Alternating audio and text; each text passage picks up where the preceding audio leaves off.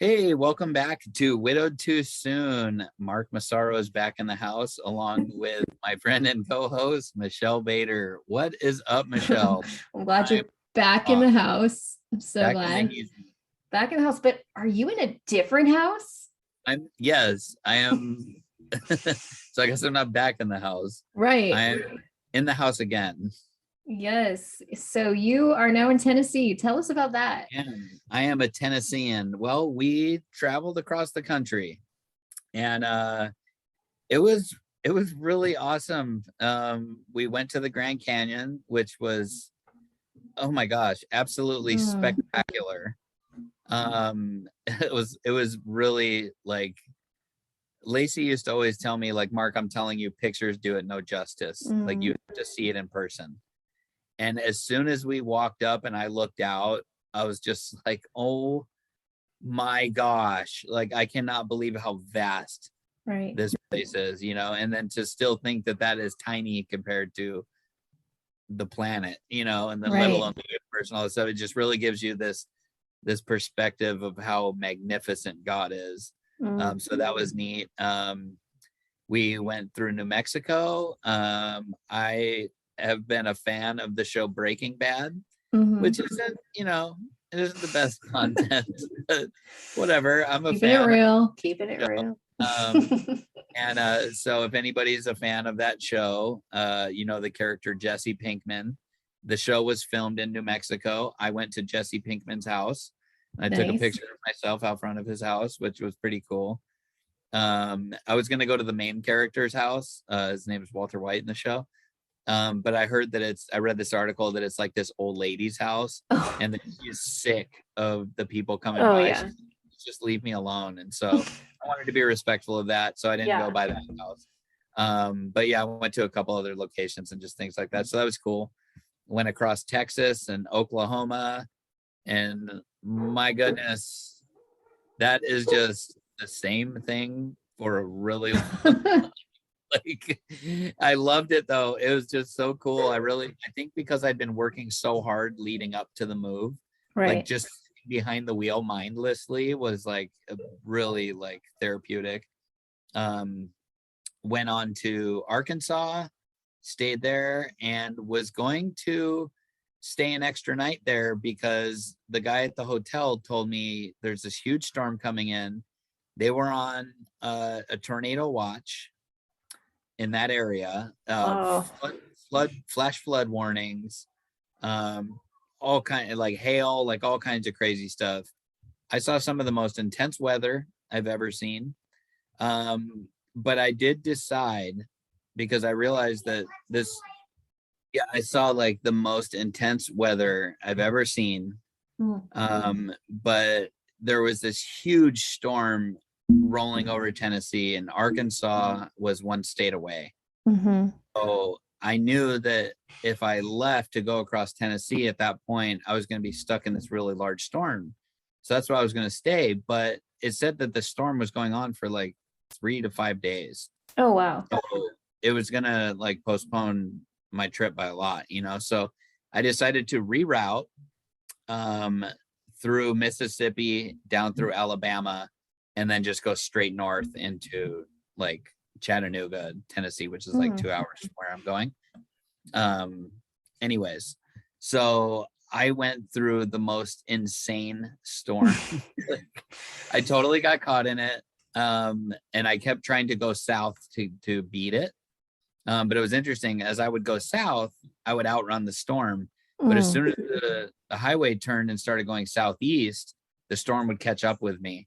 And I kept playing this game for like 2 hours until I dropped far enough south that the storm wasn't there anymore. Went into Birmingham, Alabama, which actually was super cool because I have a really good friend that retired and moved to Alabama. Oh, And nice. so because I went that way, I got to go visit him and I hadn't seen him in like a year since he retired. And so got to go hang out with him. Anyways, made it to Tennessee. It's absolutely beautiful. Mm. I I adore it here. I love it so much. My kids get to go back to regular school. Nice. Uh, and the schools here are phenomenal. So it's been a huge blessing. It's one of those things where it's like, I prayed about it for a long time. I prayed about hmm it for for like 6 months, and I just kept seeing doors opening and signs and all these different things. And now I've just gotten this confirmation from how smoothly everything's been here and how much I love it, that I'm like, yes, this was the will for us. I went to our new church for the first time, and it's just been absolutely awesome and a huge blessing. And I'm super happy to be here and be a Tennessean, y'all. Y'all. So what was the moment like for you when you drove away from your house? You know, I thought it was going to be hard, but it was like I couldn't get out of there fast enough. I realized as I was getting towards the end of packing that it had been really hard for me to live there. It had been really hard for me to stay in that house. And it was almost like it was putting a roadblock in the way of me moving forward in life. Right. And it's like I felt like, and so the closer I got to the end, it was just like the more I just wanted to get out. And I feel like now that roadblock has been lifted. And I can't tell you, not everybody would relate to this because not everybody's, me, but it's my own personality things. But it feels so good to be somewhere where nobody knows what happened. Right. It's like such an incredible feeling that like I'm not concerned about running into somebody who knew what happened and knew what we've been through. It's like I can, I think I mentioned this before, but it's like now I control the narrative. Yes. The narrative doesn't control me. That's awesome. I've used this before, but it just really stuck with me that like being in the grocery store that one time that I was telling you about, that woman's just like, hey, aren't you that guy that lost your wife to cancer? That was hard for me because that one event, even though it's happened a couple times in different places, but that one particular event made me feel like everywhere I go, everybody knows who I am. And it was just the most unsettling feeling because of who I am. Like I like to be private, but I also like to choose. Right. Like I'm pretty, so it's weird. I like to be private, but I'm also very transparent. So, but the thing that I've realized is that I like to control who knows and who doesn't. And so to answer your question, for me driving away from the house, there was a part of me, of course, that was like, wow, like this is where we, pretty much raised our kids up until this point and where everything happened. And but then now there was just this part of me that was like, good riddance, I'm excited to, and more so, less so about the house, but more so about the new life that we get to live here. Yes. For many various different reasons. But yeah, I'm a proud Tennessean, very proud Tennessean. I'm happy to be here.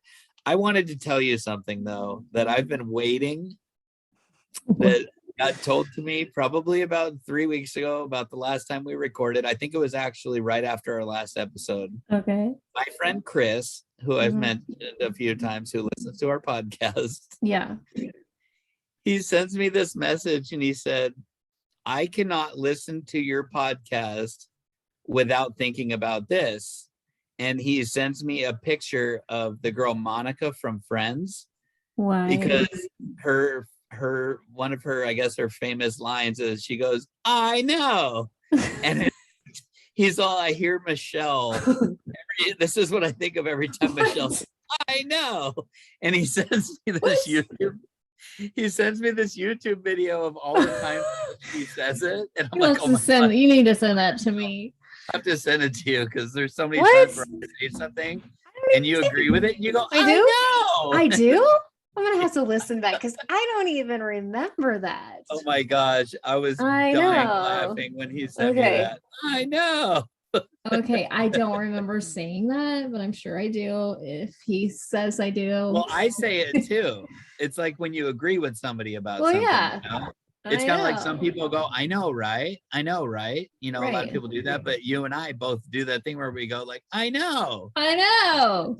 But you have the girl voice. So I was like, he's like, I can't unhear it now. And I'm like, oh my gosh, That's not only am hilarious. I gonna share that with her, I'm gonna share that with her on air because I think Right, that's because you really haven't funny. told me that yet. You were waiting till on air I was waiting. opportunity. Yep. I was waiting. I thought That's that was really funny. funny. I Yeah. know. It's funny. I know. Now I'm gonna be like saying it the whole time. I know. But I do That's all have to right. hear I how have she my says. things. Yeah, you'll hear it. It's not something that I ever noticed Right. until he sent me that. And I was just like, oh my God. So it's more so, it's not so much about the words, it's more so about like your bubbly personality. Okay. And it's got, anyways, it is funny. If anybody watches Friends out there, they probably know what I'm I talking know. Oh my gosh. I will be Oh, that's watching great. that clip because I gotta see. Gotta see. Yeah, I'll send it to you. Anyways, I had to share that with Anyways, you. How have you been? What's up with your I'm world? good. Well, as you all heard in my last episode, it was all about this. There's been a lot of criticism on my social media, but for every one negative, there's been like literally hundreds of positives. I even I got another negative one that I just did a response to that it was like, oh, it was I decided to do like because I was kind of down for a few days and I'm like, whatever, they're not going to stop me. I talk about that in the episode. And so I did this one of Joel and I and how we found love, and I'm not going to stop sharing it. And then somebody wrote in response like, why advertise? Go on with your life, lady. And so, of course, I needed to respond to that one. And so I said, I advertise because it gives hope to widows. And then I got so many responses like, please don't quit what you're doing. You helped me so much, and it was just like so many positive responses that it helped to encourage me when I was feeling kind of like, so that's been good, is just continuing to do what I do, even when I don't feel like it, because I get so many positives that it's helping people. And so that helps encourage me. And something super exciting is I have started a nonprofit, and I didn't even know what a nonprofit, I didn't fully understand. I just thought nonprofit meant you would not make money, but that is not true. I had no clue. So once it was explained to me what nonprofit is and that I'm already, doing a lot of widow ministry and stuff like that, and what I could do, I decided to start one called Widow Goals, which is like all my social media, and be able to continue to help and inspire widows. And so I have a local event coming up. I have 6 speakers, including myself, that we're going to speak to grief. That's one of the things we're going to do. And then my goal is to start locally with widows in the area, to be able, like, someone can nominate them or something when they become a widow. And I want to start visiting them like on regular time, like 3 months later, 6 months later, 9 months, a year, when everybody else stops visiting, and bring them like gift baskets, things like that, have widow mixers. Eventually I want to employ widow, like seasoned widows, to be able to help with the new widows. And so you're like, I would be providing employment for widows as well. So it's like widows helping widows, and it's like this whole big vision. And eventually I'd like to help like in different countries where widows really are in poverty, and help people financially. Anyways, I'm super excited about it. So we're just waiting on the paperwork to come through. And, it was just another one of those things, like when you talk about being on the right path, it was, it was going to cost a large amount of money to get this started with the coaching I need and all of that. And it was donated to me. So it was like, whoa.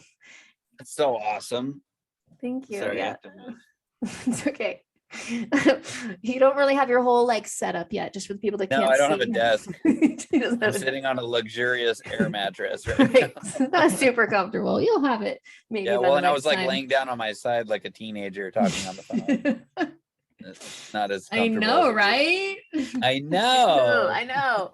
Anyways, once I have the nonprofit started, I'll put links in our podcast so people can check out what it is. And hopefully, I also want to offer like widow coaching and a whole bunch of stuff through the nonprofit. And so it's exciting because the money came through to get it started.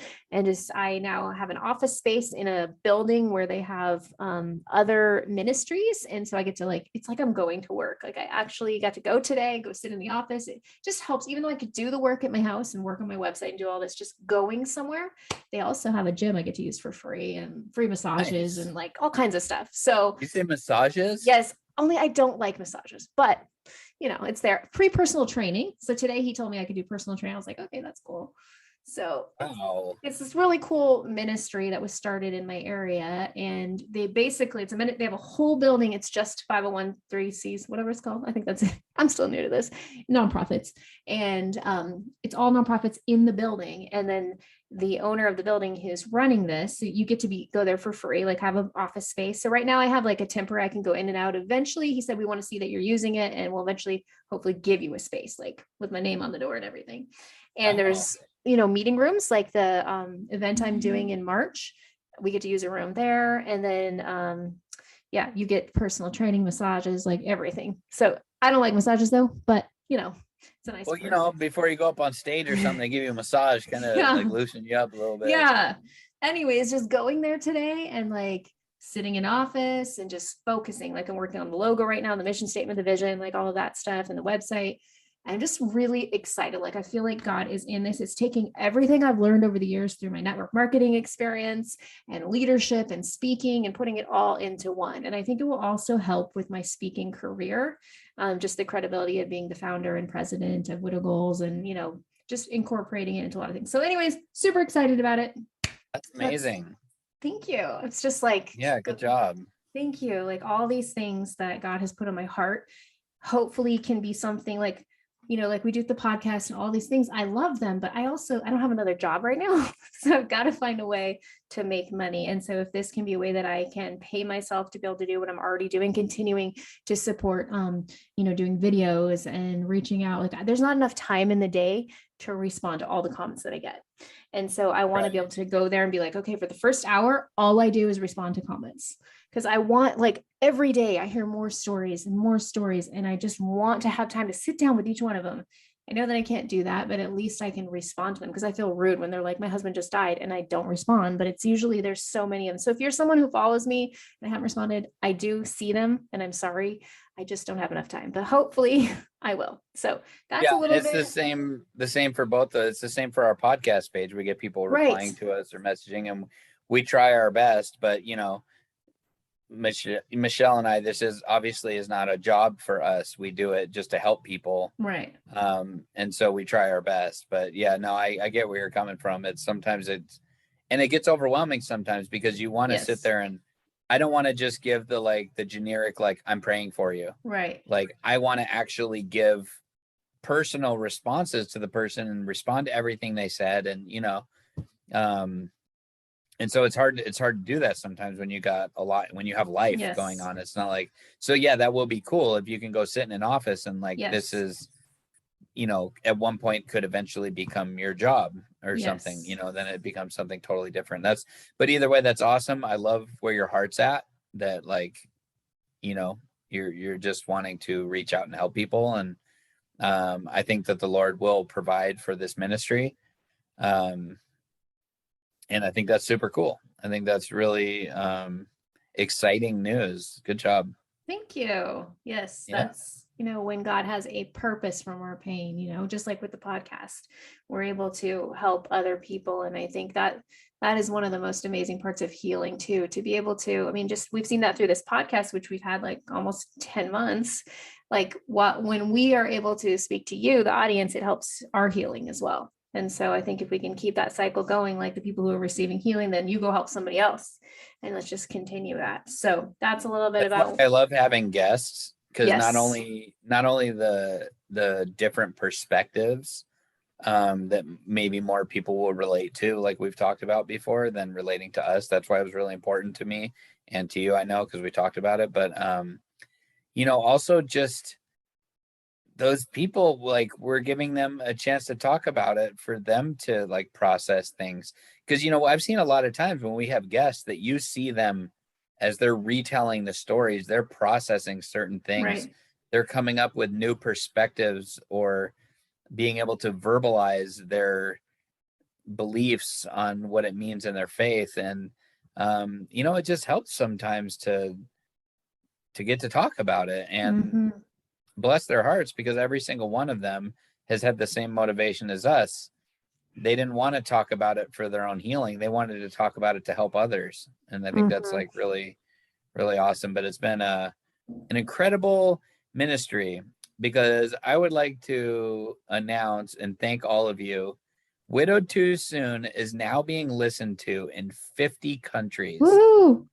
That 50 is just countries. unbelievable. Now, granted, that could be one person in Hey. that country, but whatever. We touched ground in 50 countries, and it's not, it's not us. It's the Lord wanting to reach out to those people. But it's just like, it just really blows my mind, because I remember I was like, I don't want to do this, Michelle. Like, this just isn't something I'm comfortable with. Like, nobody wants to hear what I have to say, and here we are. It's like, wow, 50 different countries around the world, some where it's illegal to be a Christian, are listening to our Christian podcast, with very serious consequences, if they're known to be Christian. And it's so we just want to just thank you guys for listening to us and sharing or spreading the word or whatever. We know a lot of you tell other people about us, and we're really grateful.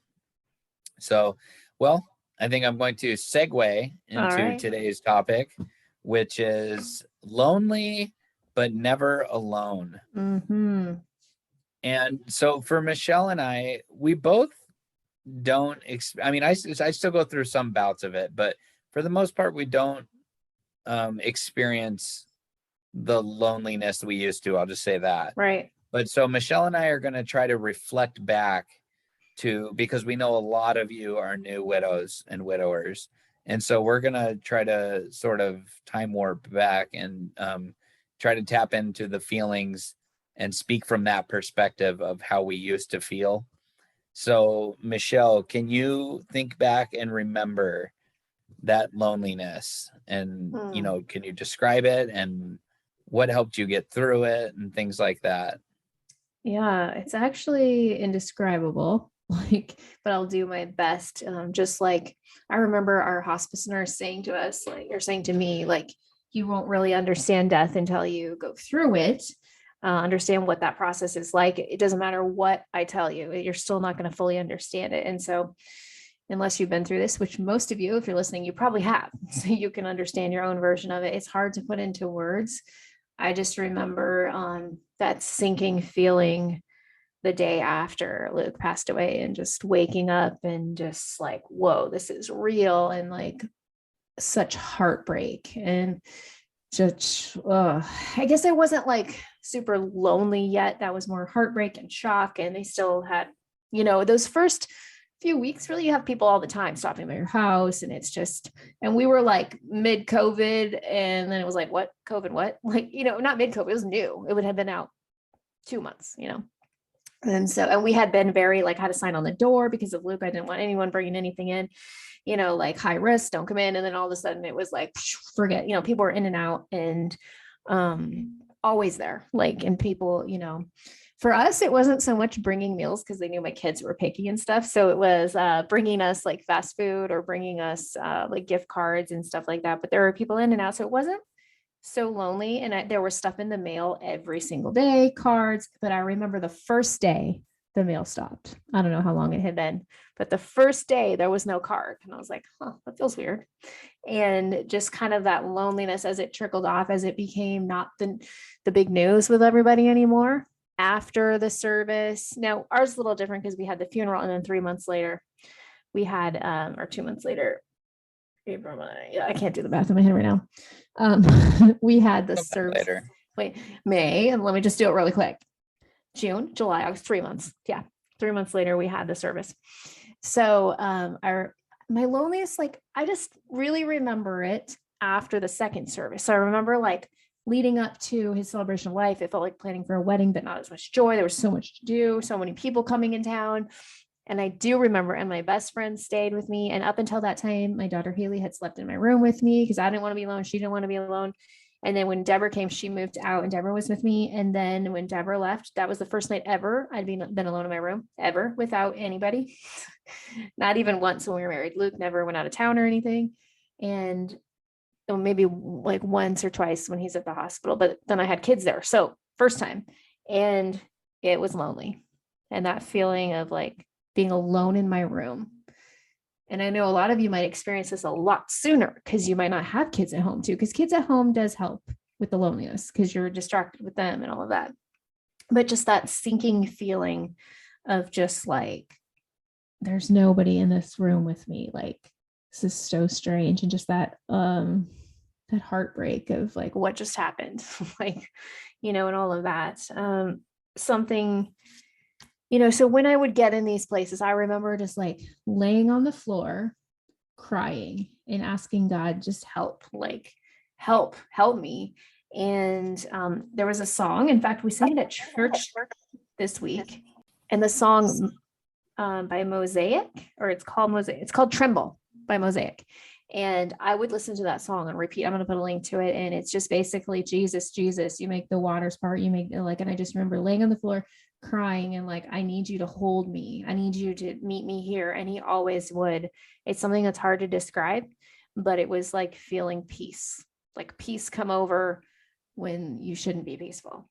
And that really helped me, like just crying out to God, like, I need you. And I remember even dancing in my room, like by myself, listening to worship music and just crying and just like, God, meet me. And like, I was lonely, but he would always fill that loneliness, and this, we talk about this in Don't Fall for Counterfeit Comfort. A lot of people try to fill the voids with other things. And we've talked about in that episode, we have done our fair share of that, but in this moment, being able to just cry out to God and like, please God, meet me here. And he always, always did. And so that was huge for me. The verse that I really like is Deuteronomy 3:18. Let me find that really quick and read that to you. It says, the Lord himself goes before you and will be with you. He will never leave you nor forsake you. Do not be afraid. Do not be discouraged. And, God never promises that we're not going to go through hard things, but he's going to be with us. Like when I remember right before Luke died, just like, yea, though I walk through the valley of shadow of death, I kept saying in my head over and over and over, I will fear no evil. It's not that we weren't going to go through that valley of shadow of death, because we did, but he never left us. And I also, I'll see if I can find a link too. Always picture there's this like painting of like you're underwater and Jesus is above the water. And you might have seen this before, reaching down. And I always would picture that too when going through all of this stuff. And it was like, I even would just sit there with my hand up in the air and imagine that. And I'm like, help me. And sometimes when we are at that lowest point, that is when we can become the closest. When we are so broken, there's nothing else. And that is how God met me in the loneliness. He also, provided friends. And I think we have to do our part too. We can't just expect to not to be lonely and just stay in our houses. We've got to get out even when we don't feel like it, and pray for opportunities and pray for God to bring people into your life. And if you're a more seasoned widow, like Mark and I, are we talking about how we're not really lonely anymore? Maybe you be that person to somebody, to a newer widow, like who is going through this, even if it's through social media. Just find somebody that you can be that person to and help them. You can be an answer to somebody's prayer. Even within our Widowed Too Soon Facebook page has really been growing, and there's a lot of people interacting. Maybe find somebody on there that you want to interact with and say, hey, I want to be that person to you. How can I help you today? But I would say that's kind of what got me through the loneliness. And then planning trips. It was summertime, so I planned a lot of trips with my kids. New hobbies, I learned to line dance, like just finding those things to have community and getting involved at your church.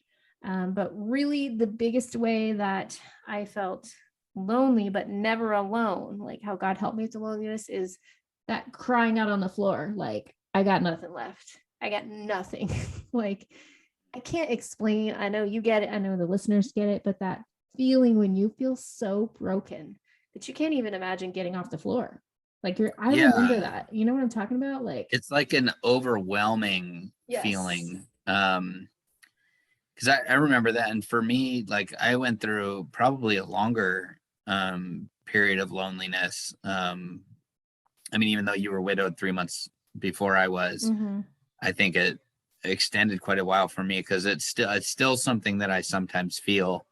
But it was just this feeling of like, oh my gosh, like, do I really have to do all of this by myself? Like, am I really like alone? And that just made it intensify, and makes you feel even more alone when you realize how alone you are.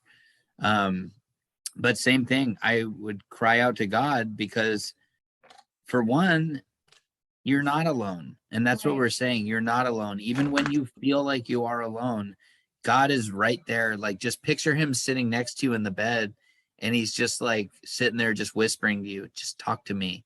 Just talk to me.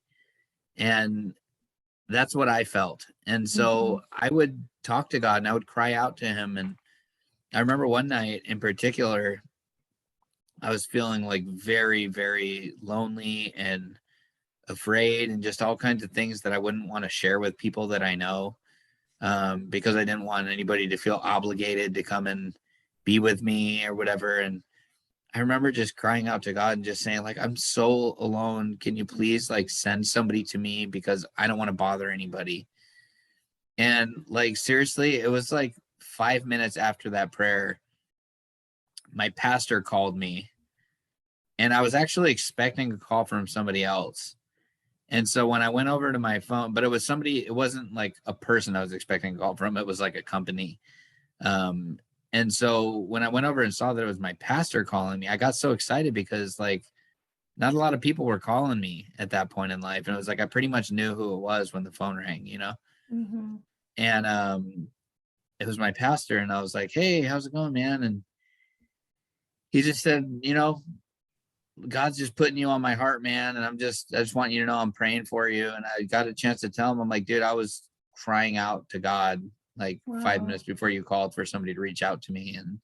And so, it's like God is always with you. It's like, what is it? Isaiah 41:10 says, so do not fear, for I am with you. Do not be dismayed, for I am your God. I will strengthen you and help you. I will uphold you with my righteous right hand.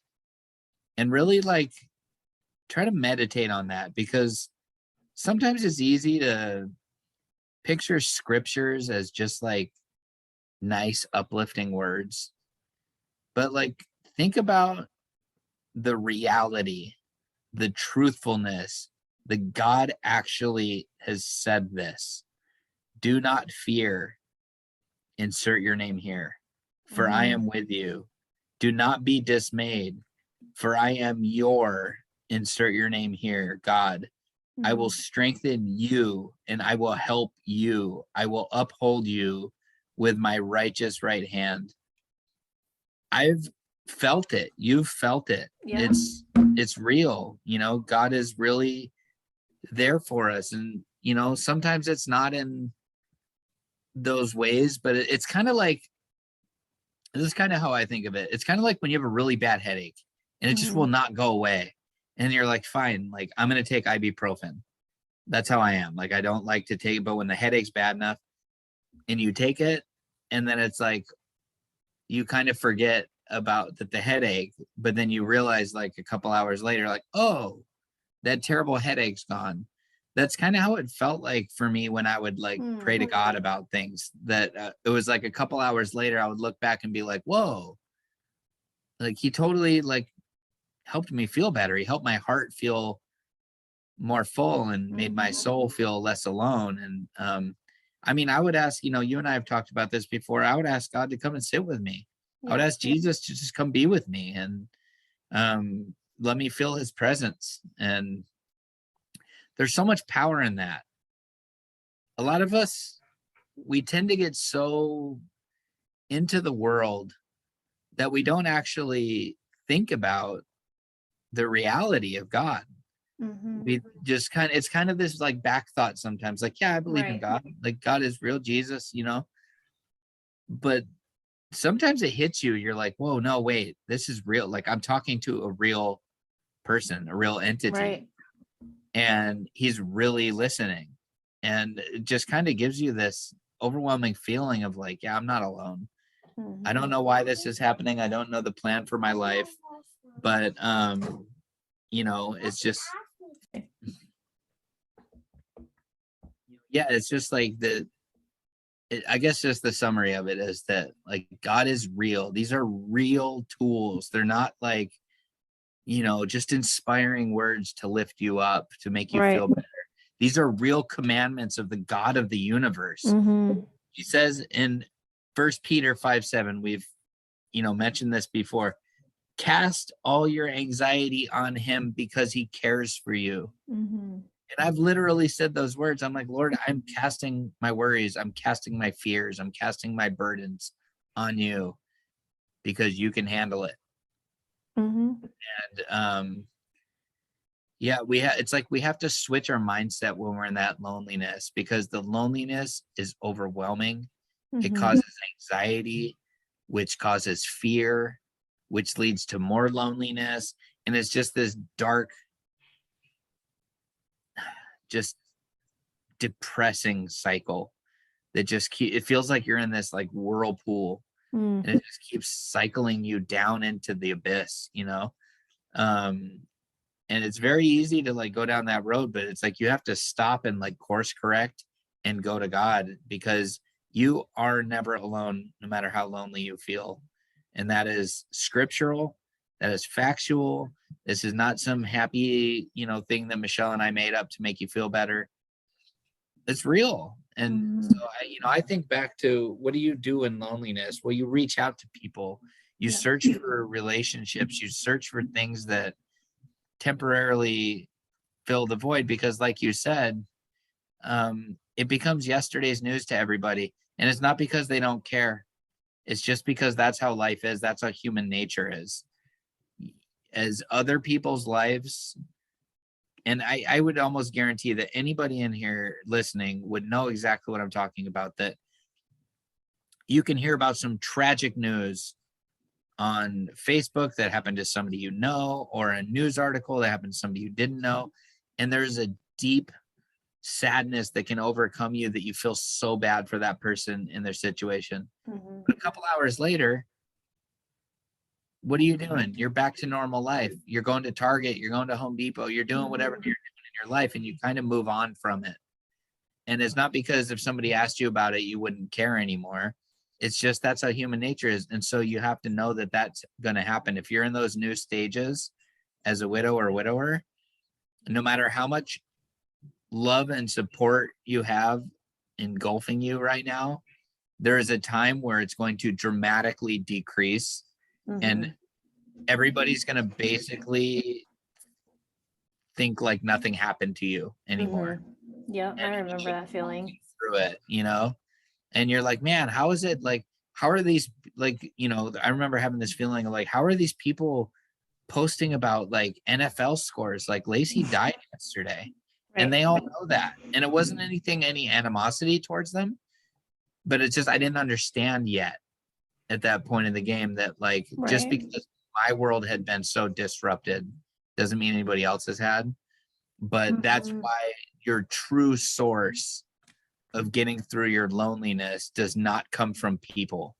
It comes from your Father in heaven. It comes from your Savior, Jesus. That's where you're going to not feel alone. Right. And yeah, so anyways. I just had a memory come back. Maybe it was 2 months after Luke died, not that long. I have this group that we do girls' night once a month that we try to. And I think it was real soon. And now it wouldn't bother me at all. They were talking about proposal stories, like, how did your husband propose to you? And I was like, literally fighting back tears. I'm like, did they forget that Luke just died? Like, what? And they were all, but I could see one friend looking at me. I think she was even texting me from across the table, and she was like, are you okay with this? And I was like, no. And so when it got to, so yeah, she saw it in my eyes. And then, so when it was my turn, they asked me, and I was like, I can't really do this right now. Like, Luke just died. Like, maybe someday, which now would be no problem. I'd tell my proposal story, like how he proposed to me. And it was actually, I was very upset, like super upset. I look back at it now and I'm like, I wouldn't even bother me at all. Like, it would be like, sure, that'd be great. But I was so upset in that moment. I'm like, they forgot, they're so insensitive. And I actually had to confront one of them. I said, I need to talk to you, like a week or two later. And I said, that really bothered me. Like, why did you ask? It was the one who asked the question. Like, she said, but it was a total miscommunication, and I'd be fine with her hearing this because we worked it all out. She said, you know, when someone that she knew died, she said, well, we liked talking about memories. So I thought you'd like talking about memories. So she didn't mean anything bad by it. So always give people the benefit of the doubt too. They don't mean to. She thought it would be helpful to me. And at some point it would, but it was too soon for me. It was too soon to be talking about it. And then I remember also being on girls' night and people complaining about their husbands. And I'm like, are you guys kidding me? Like, my husband just died. I think I remember that being the hardest thing. Like, when people would be, or like seeing all these couples, I would cry when I go to church and see these couples, especially I remember looking at this older couple and I started crying. I'm like, that's never going to be me and Luke. Like, that's never going to be us. We're going to grow old together. And like, it just hits you at certain times. It doesn't anymore like that so much, but it hit me a lot in the beginning, and feeling alone when it's couples, like that was a hard thing for me. For sure.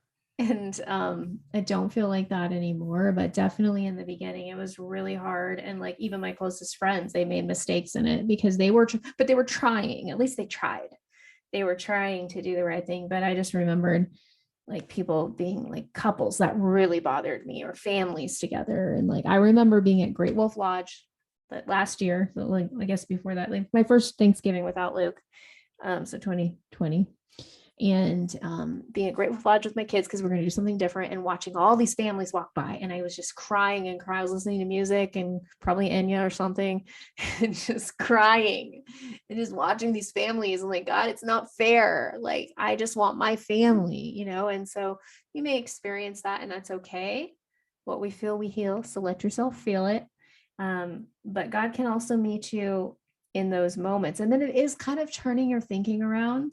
Because I remember texting somebody and they're like, well, maybe you should stop listening to Enya and stop focusing on that. And then I think I turned on like worship music and turned it around. Like, you have to be purposeful sometimes. I remember hearing that Cher song on the radio, you know, the do you believe in life after love? I was like, no. I would love to see a video of that. It'd be like a Saturday Night Live. I'm like, I'm not strong enough. I'm never gonna hear that song the same. I'm always gonna be no, you won't. Oh my gosh, I've done that kind of thing why too. did this come on the radio? Oh my gosh, that's so funny. I know it wasn't funny in the moment, but just picturing, it does sound like SNL, like picturing you like doing that to that song cracks me up. But I know in the moment it was raw awesome. Pain. But yeah, you get it. Yeah, I wonder if that was about, I don't know anything about the backstory of that. I wonder if that's about Sonny Bono, like dying. Oh, I have no clue. You know, she was married to him and he had that skiing accident or whatever. I don't know if you remember that. So she lost her husband. Oh, okay. And I would imagine when I was like listening to the lyrics, I'd imagine that that's what she's talking about. But yeah, I remember hearing that. And I was like, why? No. It's pretty funny. You should, when we end this, you should look it up and listen to it. You're gonna be laughing pretty hard. I will be picturing that. Oh, that's funny. But anyways. But now I am strong enough. You are strong enough. Yes. And you know what? If you're a new widow, it gets better. We're here to tell you it gets better. We were always told second year's harder. Both Mark and I don't agree with that. No. Way better. A million times better. Like, yeah. That's like I don't know, it's like breaking your wrist and someone telling you that the second month is harder. I'm like, what? Right. Now that doesn't mean that it's not for some people. That just made no sense logically to me at all. Like I'm like, no, like you learn so much in the first year about how to do it. You get used to doing everything alone. You learn how to you know, survive. You learn how to survive, and come year two, you've gained a lot of knowledge and a lot of resources and tips and tricks and healing and all kinds of things. So yeah, I never bought into that. Even when I was only at like 2 months, it was when I first had heard that the second year is even harder. And I'm like, at first I was like, oh my gosh, seriously? That's horrible news. You don't want to hear that. No, I don't think so. I don't believe that, you know? I was like, there's no way it's going to hurt more than it hurts right now. Cause it is like, it was the most intense pain. I was like, how does it get worse than this? Right. You know? Right. And so, yeah, maybe it's still really hard in the second year. But even that, I don't it's just so much different, so much different in the second year. But I feel like the time has gone faster in the second year. Because I'm Yeah. looking at in about 2.5 months, I'll be entering year 3. Like, that's crazy. Like, the first year seemed really long, like just a lot, the first of everything. And then the second year has been going by so fast that it's just, and like you said, it's not everyone's experience, but I always, like, I didn't like it when people would tell me the second year, like, what? Like, it just was like defeating, like, really? Yeah, because it's like, harder? even if that's true, that's such a terrible thing to say to someone. You're like, you think this is hard? Wait until later. It's going to get even worse. And you're like, what? Hey, thanks. I'm already feeling in the pits, and you're telling me it's going to get worse. No. Yeah, no, it's not fun. But obviously having good friends is obviously a very good way to deal with the loneliness. But yeah, I remember I couldn't go have dinner with certain people because it felt like they had this perfect family. I also couldn't go hang out with certain people because I'm like, dude, I don't want to hear you complain about your wife. Right. Like, I don't want to hear you whining that she's in a bad mood, because I'll tell you what, then I'll trade you spots so I can have my wife back, and not in any, not like I'm that callous person or whatever, but like, it just felt kind of like insensitive. Like you were saying, it was like, really, are you going to sit here and complain to me? One of the ones that I read when we were talking about ridiculous things people say, I just couldn't believe it, as someone was like, wow, I wish it was my husband. Remember that one? Yes, that's horrible. I'm like, are you serious? Like, you don't anyways. really, yeah. But going back to what I was saying about friends, I think about this, Proverbs 18:24. One who has unreliable friends soon comes to ruin, but there's a friend who sticks closer than a brother. I have been blessed with quite a few of those friends. One of which is my really good friend Chris, who told you. I know. He was so faithful to always check on me, to always offer. I remember I was sick. They brought me soup. Like just, they were always, him and his wife Angela, they were just always there for me. I have other friends like that too. I've mentioned in other episodes, but he was just so consistent at just checking on me when everybody else was treating me like life had moved on. He was just always very good at acknowledging that my world had been turned upside down forever. Right. Like, for instance, for this move, he texted me to check on me and to tell me that Lacey would be really proud of us. And just a lot of really nice things that, I know he listens to some of our episodes, so I don't want to like embarrass him too much, but he actually nicknamed me Charmin. Like, the toilet paper. I've seen that on Facebook, and I really understood he said, it. because I'm softness that you can feel. Oh my goodness. Wow. Because he'll always say that if I make some mushy post about Lacey on Facebook, he'll post like a GIF or I've seen it. Whatever it is, of like the Charmin bear like hugging. Like, oh man, it's funny. But yeah, anyways, so when you have friends or family like that are just constantly remembering you, that's a huge gift. But again, it still goes back to no matter how good of a friend Chris is, he's not my relationship with Christ that is like obviously supersedes all. And so that's what you need to go to, just as advice for you new people to this unfortunate club, that it is not just a fairy tale. It is not like I said earlier, is not just like words to make you feel better. It's real. He will come to you. You need to feel it for yourself to understand what we're talking about, but plead with him to come to you in your loneliness. And I just challenge you as believers to do that if you don't already. Watch how, because you have to remember though, this is a process. Right. It's not instant. It's not immediate. But when you constantly pray for healing, you're going to receive healing. If you constantly are going for God for understanding and for wisdom and for grace, he will give it to you, and he will give it to you abundantly to where you can thrive and, walk down this road and be a faithful servant and a beautiful testimony of what God can do. And also, because people are watching us. When you're a believer, I've talked about this before in the past, when you're a believer and you lose your spouse, people are watching you to see if you really believe what you say you believe. And when you stand tall, I'm not going to make short jokes about myself. When you stand tall and stand on your faith, people are watching that. And I'm telling you from firsthand experience, it is powerful. I know many people that are atheists that have reached out to me asking about God after Lacey died. People that I never, some of those people that you don't even want to waste your breath praying for because you say there's no hope for that person to be saved. And now we all know that that's bad and that's wrong and that we should always be praying for everybody.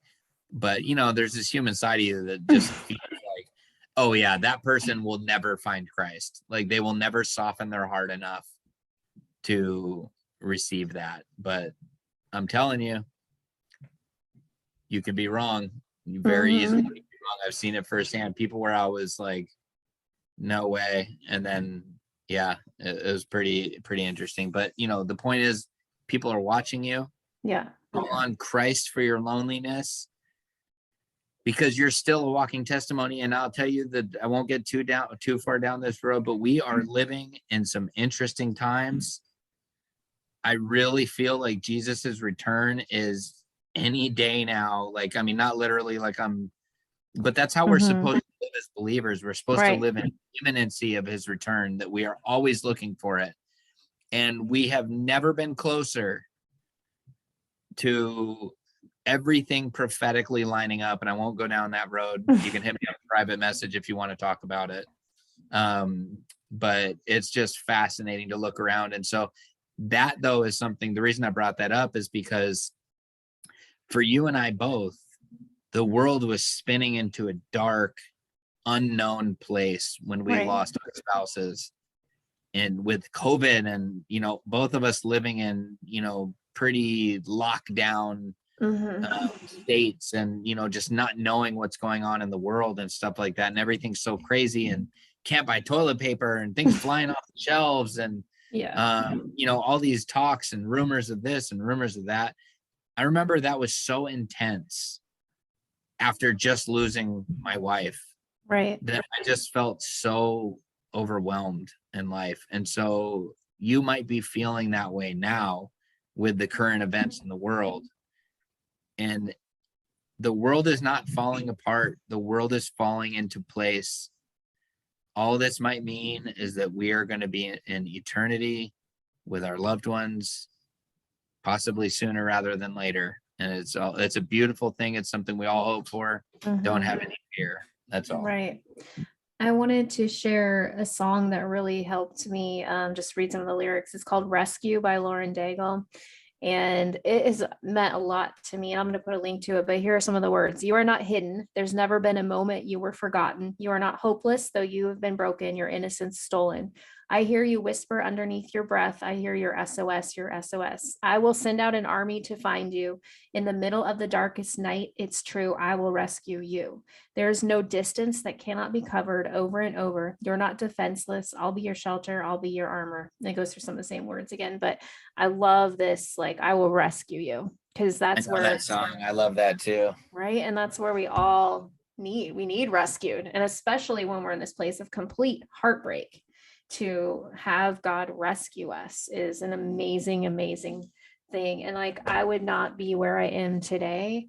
And I've gotten a lot of criticism for being joyful, but the joy of the Lord is my strength. I would not be here if I didn't have Jesus and the strength and the power and the peace and the love and the hope that he brings. Like, we would not be doing this podcast. Like if we didn't have God, we'd be like blubbering messes. We'd just be like posting crying selfies constantly. And like, not that that's bad if you have done that, but which I have in some circumstances, but it's not like a 24/7 thing. Anyways, like we are where we are because of God. And we just want that for everybody. That's the whole point of this podcast and point of this episode, that you can be lonely, but never alone. So yeah. Did you have anything else you want to say, or wrap it up in prayer, or what? Yes, I would like you to put a link in the notes, if you wouldn't mind, please, to Cher's song. I knew you were gonna say, I knew you were trying to be serious, but there was about to be something. I will, because that'll be fun. I'm for sure putting a link. Oh, it's Do funny. you believe in life? You like singing? Yeah, it's I good. really don't think you're strong enough. No, I'm not strong enough. not strong enough. Oh my gosh, we should totally do a video of that. Oh, that would be a good TikTok. That would be good. You should do it. Do it. Steal it. Do it. Copyright. Can I? It. Copy Can I Michelle steal your it. Yep. idea? But it'll be Trade like Michelle it. like trademark it. It's so funny. Because that would be really awesome. Actually, it's gonna go viral. Thank you for your idea. You're welcome. Do it. Mhm. I can't wait to see it. Please do it. Seriously. Okay. I'm holding you to it. I want to see I will. It'll be so funny. it. Anyways, I just want to see a little thing at the end that says credit to my friend Mark. Just I will. kidding. I will give you some credit. I will somehow figure I'm out just kidding. how to do Yeah, I it. totally remember that. It's funny now, but I remember like, because music has an impact, Oh, yeah. music is a very powerful thing. I remember that Mhm. song. One of the songs that just got me through, and I mentioned this before, was Oceans. Yeah, it's a good one. I would just listen to that song over and over and over, and it would end, and I would start it over, and I would Yeah. start it over, and Mhm. it made me feel strong. Like, like I'm gonna do this. Mhm. Help, I'm gonna do this, and yeah. So no, share Yep. share Sounds the good. share. Share the share. All right. Alright. No, so I will pray for us. All right. Remember we used to do I'll dial and you hang up. Well, that's what I we remember both prayed. The first time you said that, I was laughing so hard. You're like, you want to pray? I'm like, sure. And you're like, all right, you dial, I'll hang up. Like, Had oh you my God. never heard that before? I never heard that. I just thought it was really clever. Yeah, I don't think I didn't make it up. I think it was like from youth group or something. Oh, Who's gonna be okay. the dial? Who's gonna hang? I don't know. I actually have no idea for sure where it came from, but I just thought it was really funny. I just thought of it right now. yes. All right. But you dial and hang up. Yeah. We used to like both pray and it got way too long. So Yeah, well, I thought about that, and but it wasn't it when we were praying for people on like live videos that we were doing that. Maybe. I don't know. I'll have to go back and listen to one of our earlier episodes. Anyways, one fun fact, two fun facts. Okay. They do not say shopping cart in Tennessee. They call them buggies. Buggies. Which I thought was like the weirdest thing. I'm It is weird. And a girl, for the sake of her privacy, I won't mention her name, but she listens to us, and her and I are friends on Facebook, and she sent me this video as a heads up for what people are like in the South. And that when people say bless your heart, it has many different meanings.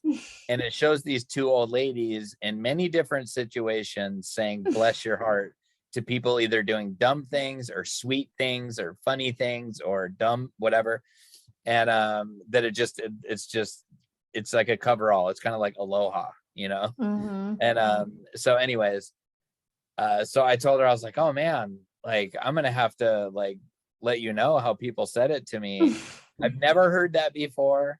When I was in the hotel in Arkansas, the guy at the front desk I was talking to, I said, yeah, man, I was like, I started staying at Hilton's, like nicer hotels, because the first night we were at Motel 6. It felt like a really bad part of town. Yeah. And so I was telling him the story, and I was like, I could not sleep.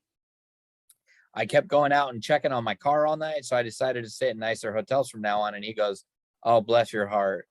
And I was like, thanks, man. I'm all, wait a minute. Is I that was like, what does it mean exactly? is that an insult or? Oh, bless your heart, like you didn't know before, or like. I don't know. That's it. So I'm trying to figure it out because it can mean, I've heard it a few times now. So I have heard, just for all of you down south that listen to us, I've gotten a couple bless your hearts, and I need help with translation quick because I don't know what people are saying. And to do me. you know that you said it during this episode? You said, bless their hearts. I wrote it down to say something and then we moved on. I promise you'll you hear that. serious? Yes, I can't remember exactly what part, but when you listen to Oh it. no, I say I've said I've said that before. That Okay. wasn't a Tennessee thing. I've said that in the past because my mom used to say that. Okay, because I'm like, you said In it already. telling a story, Yeah. like when she's saying like bless their hearts, they meant well. Yeah. Okay. So But that's they what it said is. something that insulted. So, but now I know what you're talking about. I'm all, shut up. Did I really say that? But I now I remember. Okay, But if you say something it to me, I'm not going to know how to take it. Depending on what I'm talking about, and you're like, oh, bless your bless your heart. heart, Michelle. It's gonna be interesting to be like when, like, say 2 or 3 years from now, people are like, oh yeah, they're on an episode 120. Go back and listen to like episode 30 or 40. Mark, you could tell he was from California at that Right? time, but Now he he's has got an this accent. thick accent. Yeah, I'm I sure don't you'll know. pick. I don't know if you'll I'll pick it up. I think you will. Maybe. All right. Well, I'll pray and then Okay. we'll wrap her up. Wrap it up. All right. Heavenly Father, I just thank you so much for this time, this ministry. I personally thank you for safe travels and all the blessings and doors that you've opened for us to get to this new home. We're really grateful, and we feel your presence, and we thank you for that. Thank you for Michelle's ministry that you are guiding, and I pray that you would bless that richly for the benefit of all the people that I know she wants to help. I pray against any spiritual attacks against Michelle, that she would be able to continue fighting through, pushing through, and focusing on the people that she's helping, the hundreds of people she's helping, and not the 1 or 2 negative, but those are the ones we focus on. I pray that you would help her to not focus on those, and that you would just take her ministry wherever you want it to go, and that it would be for your kingdom. But I thank you for her heart in doing that. It's awesome. And Lord, I thank you, I pray for all of those who are in the beginning of this journey and are feeling loneliness. I pray that as they call out to you, that you would come to them quickly and comfort them and cover them and just make them feel your presence. Allow them to just feel filled with the Holy Spirit, empowered beyond anything that they can comprehend.